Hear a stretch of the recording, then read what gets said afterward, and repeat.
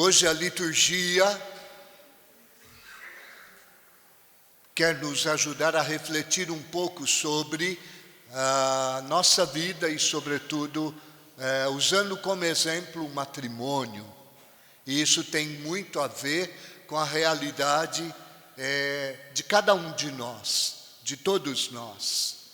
Deus usa da realidade do homem e da mulher, desta união, para manifestar o que de fato Ele espera de cada um, de todos nós.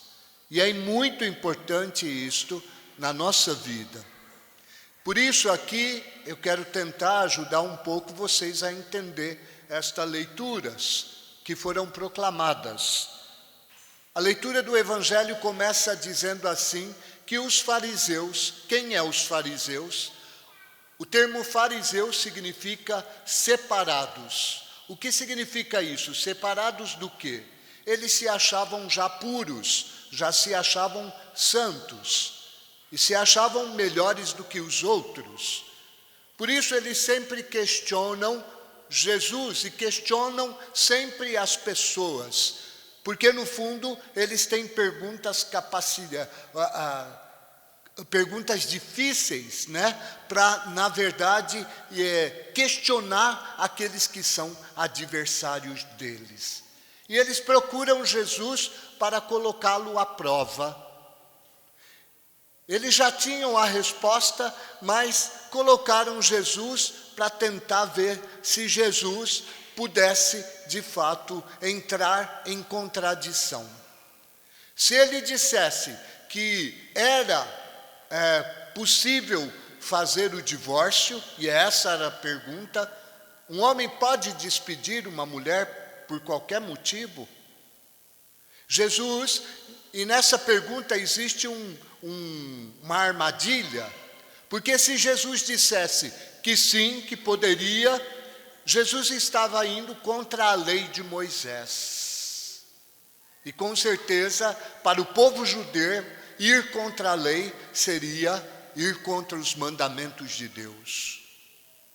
Mas se ele dissesse que podia fazer o divórcio, ele iria estar contra as mulheres, porque o divórcio era feito só o homem fazia o divórcio. A mulher não fazia. A mulher, na verdade, na Bíblia, na Escritura e na época de Jesus, ela não tinha vez nem voz. O divórcio só quem podia fazer era o homem. Só o homem podia despedir a mulher. E essa despedida poderia ser por dois motivos. Um, por causa de pecado, se ela se adulterasse. Outro, por qualquer motivo. Se o homem não gostasse da mulher, se ela fez uma coisa que chateasse ele, poderia mandá-la embora para pegar outra. Esta era a mentalidade. Mas Jesus, que conhece o coração do homem, que conhece a realidade deles, que percebe a armadilha, questiona eles. E pergunta, o que está escrito na lei? E eles dizem, na lei está escrito que Moisés nos permitiu que despedisse mulher por qualquer motivo. Então Jesus fala,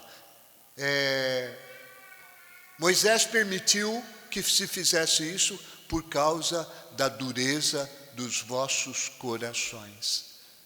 Esta palavra de Jesus é muito importante, irmãos, porque esta palavra de Jesus revela um pouco aquilo que existe no coração do homem, É por causa da dureza do coração do homem que, na verdade, existe a divisão.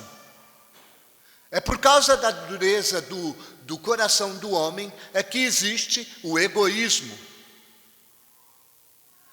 É por causa da dureza do coração do homem que existe a insensibilidade, a questão de viver a divisão completa.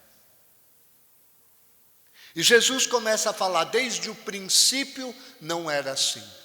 E aí nós olhamos um pouco hoje o Evangelho, a primeira leitura.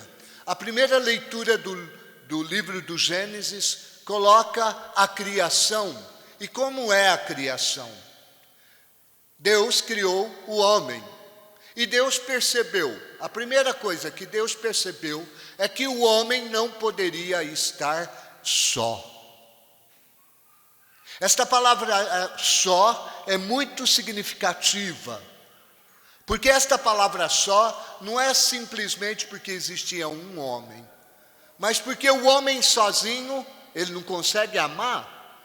O homem sozinho, ele se torna individualista. O homem sozinho, ele se torna orgulhoso. Por isso Deus percebeu que na figura humana, na existência humana, ele precisava ter um outro que seria semelhante a ele para se relacionar. Essa questão do relacionamento é algo muito profundo, que é necessário na vida da humanidade. Por isso Deus enviou todos os animais que ele tinha criado para que o homem pudesse denominar, colocar o nome. E todos os animais que Deus passou, o homem deu o nome, mas de nenhum o homem gostou. Isso é muito interessante também, porque isso reflete algo que está acontecendo hoje no mundo.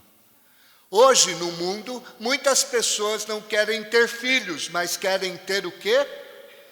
Animais. Trocam o ser humano com um animal. Mas o animal é igual ao ser humano?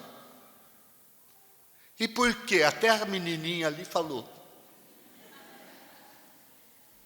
Não é, e de fato, mas as pessoas e os valores do mundo estão tentando reverter estas coisas. E sempre aparecem cenas, imagens de que o animal parece ser inteligente, mas o animal não é inteligente. O animal é irracional. Não é igual ao homem. Ele age por instinto.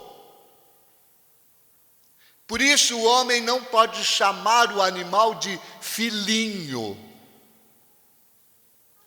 Ai, meu filhinho, vem com a mamãe. Fala tchau pro tio. Que lindo. É verdade, irmãos, eu gosto de animal. Eu sou vidrado em animal. Mas animal é animal, não é igual ao homem. Não pode trocar uma coisa com a outra.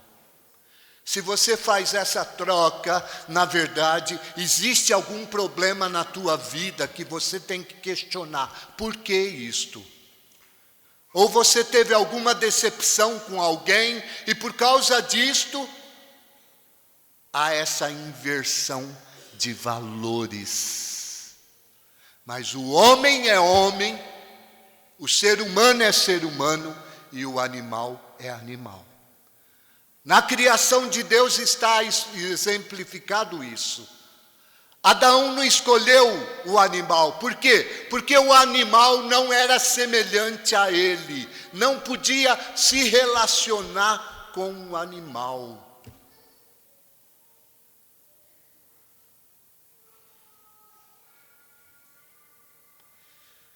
E aí o que Deus fez?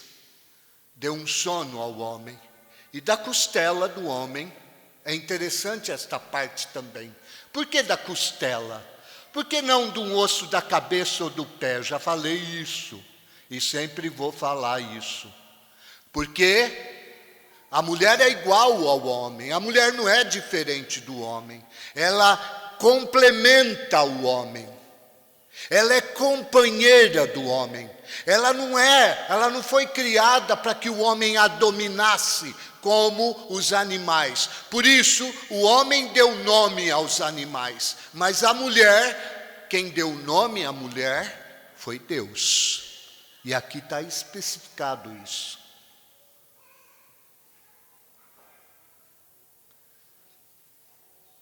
E é interessante tudo isto, porque quando Adão desperta e vê Eva, vê a mulher, disse: esta sim é osso dos meus ossos e carne da minha carne. Ela é igual a mim. Por isso, ser igual nos ajuda a relacionar.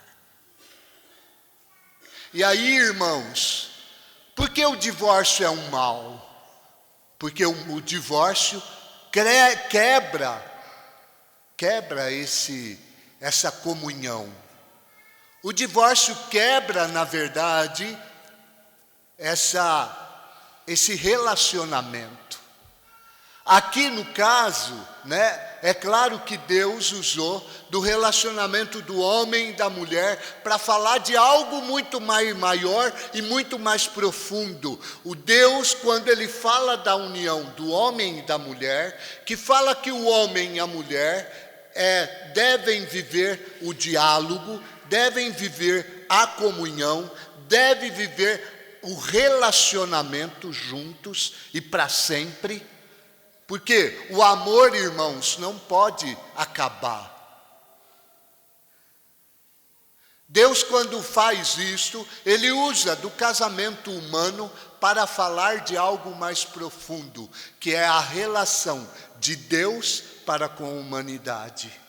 Deus é a representação do homem.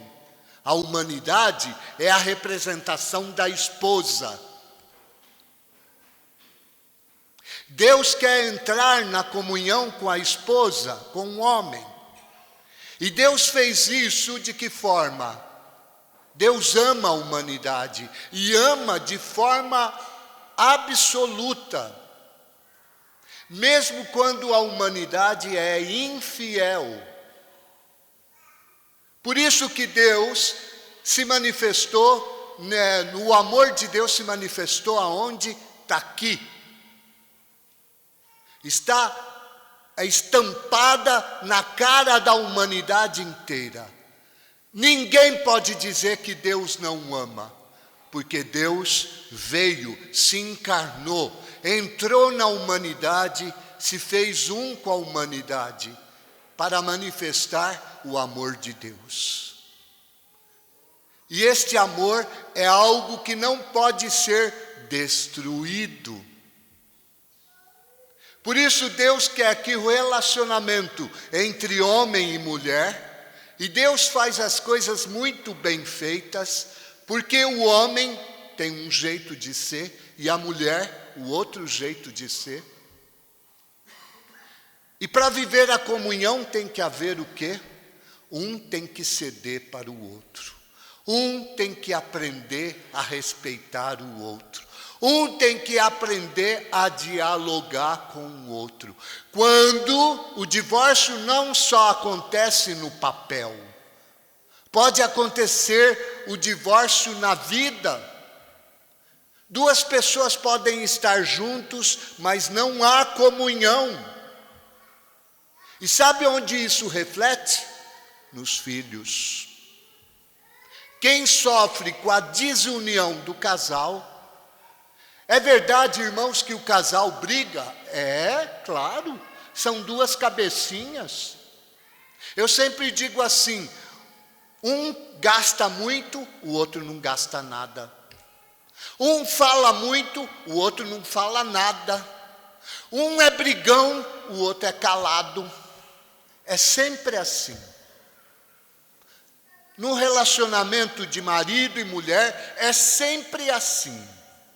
E por que é assim?